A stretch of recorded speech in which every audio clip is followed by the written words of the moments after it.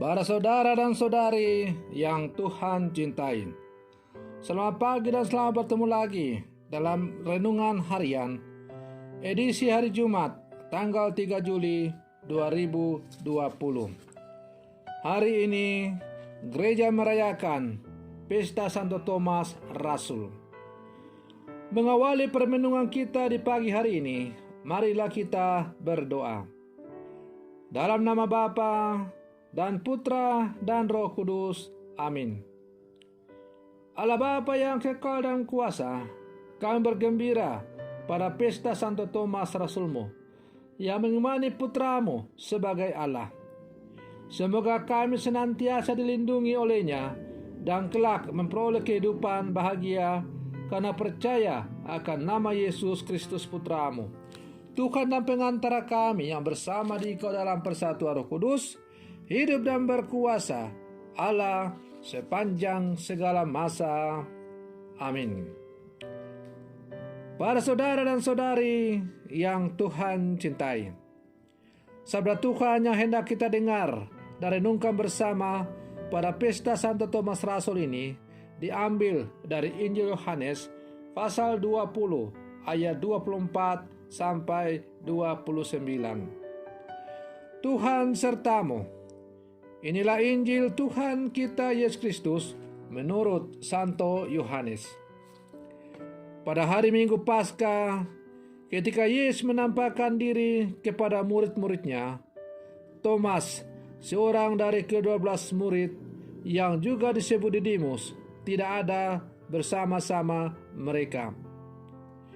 Maka kata murid-murid yang lain itu kepadanya, "Kami telah melihat Tuhan."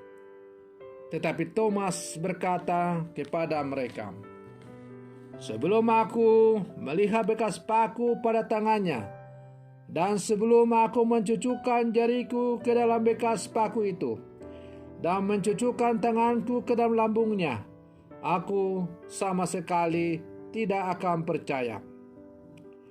8 hari kemudian, murid-murid Yesus berada kembali dalam rumah itu, dan Thomas bersama-sama dengan mereka. Sementara pintu-pintu terkunci, Yesus datang. Ia berdiri di tengah-tengah mereka dan berkata, "Damai sejahtera bagimu." Kemudian ia berkata kepada Thomas, "Taruhlah jarimu di sini dan lihatlah tanganku. Ulurkanlah tanganmu dan cucukkanlah ke dalam lambungku. Dan jangan engkau tidak percaya lagi, melainkan percayalah." Thomas menjawab kepadanya, "Ya Tuhan dan Allahku." Kata Yesus kepadanya, "Karena telah melihat aku, maka engkau percaya. Berbahagialah mereka yang tidak melihat namun percaya."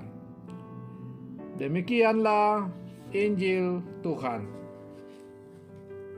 Para saudara dan saudari yang Tuhan cintai, gereja, tidak ada gereja tanpa kebersamaan. Sebab pengalaman akan Allah hanya bisa ditemui dalam kebersamaan. Sebaliknya, dalam keterpisahan, pengalaman akan Allah tercipta justru dari perkiraan dan asumsi pribadi yang lebih sering menyesatkan. Itulah mengapa gereja selalu menghendaki terjalinnya sebuah persekutuan iman, karena hanya di dalam kebersamaan itulah kita dapat melihat Tuhan. Para saudara dan saudari yang Tuhan cintai, Thomas tidak melihat Tuhan ketika dia terpisah dari kelompok murid. Dalam keterpisahannya, Thomas memiliki kriteria tersendiri untuk meyakinkan diri. Dia berkata, "Sebelum aku melihat bekas paku pada tangannya, dan sebelum aku mencucukkan jariku ke dalam bekas paku itu, dan mencucukkan tanganku ke dalam lambungnya, sekali-kali aku tidak percaya." Jika Thomas bertahan pada pertimbangannya sendiri, selamanya tidak akan melihat Tuhan. Namun ketika ia berada bersama para murid yang lain, barulah Thomas mampu melihat Tuhan. Para saudara dan saudari yang Tuhan cintai, pengalaman Thomas pun menjadi pembelajaran untuk kita. Orang-orang Kristen yang mulai menjauhkan diri dari kebersamaan iman akan sulit melihat Tuhan yang bangkit. Ekaristi sebagai pengalaman untuk melihat Tuhan hanya bisa terjadi dalam kebersamaan.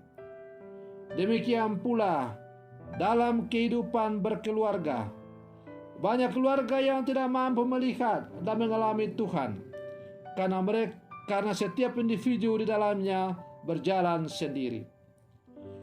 Maka dengan perayaan Santo Thomas Rasul ini, kita diajak untuk selalu merenungkan tentang Tuhan yang selalu berjalan bersama dengan kita. Para saudara dan saudari yang Tuhan cintai, setiap kali Yesus menampakkan diri kepada Rasulnya, ia selalu menyerukan, "Damai sejahtera bagi kamu." Kata-kata yang sama juga dikatakan Yesus pada waktu penampakannya kepada Thomas dan para rasul yang lain. Kata damai sejahtera bagi kamu menjadi semakin relevan dan berarti ketika suasana hati para murid kian tidak menentu. Ada yang percaya bahwa ia sudah bangkit, ada yang ragu-ragu dan bimbang, bahkan Thomas sama sekali tidak percaya.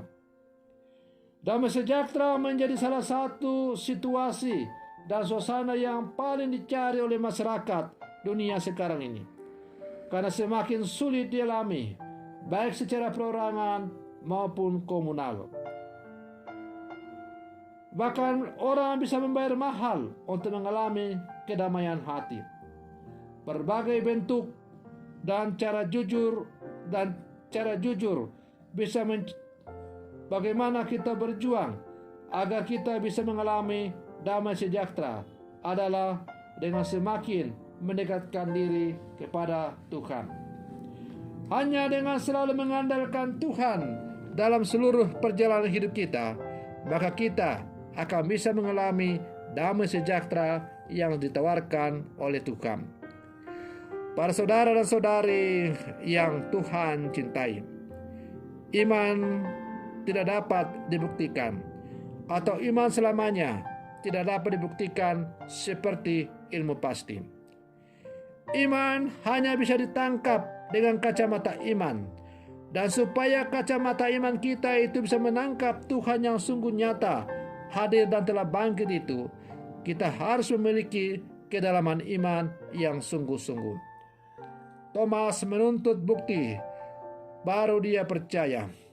Karena itu Yesus menegur, "Berbahagialah orang yang percaya namun tidak melihat." Kita memang belum pernah melihat Tuhan, sebagaimana telah dialami oleh para rasul, termasuk Thomas. Maka ada kemungkinan karena kita belum melihat Tuhan secara nyata, kita akan mudah diombang-ambingkan iman kita oleh berbagai tawaran-tawaran dunia, sehingga ada begitu banyak orang-orang Katolik yang rela mengorbankan imannya demi mencapai sesuatu yang lain. Karena itu, pesta Santo Thomas Rasul mengajak kita untuk merenungkan bahwa hendaklah dalam seluruh kehidupan kita selalu berjuang untuk memperdalam iman kita. Thomas, ketika dia mulai ragu-ragu, dia tidak tinggal dalam keraguan-raguannya, tetapi dia berjuang untuk mencari kebenaran. Dan ketika ia berjumpa dengan Tuhan, maka dia lalu berseru, "Ya Tuhan dan Allahku." Rasul Thomas adalah rasul yang pertama kali menyapa Yesus sebagai Tuhan dan Allahku. Maka marilah kita juga terus memperdalam iman kita, supaya iman kita semakin bertumbuh dan berkembang. Salah satunya dengan rajin membaca sabda Tuhan. Maka mari kita dalam kehidupan kita sehari-hari, kita terus memperdalam iman kita lewat firman-Nya yang kita renungkan setiap hari.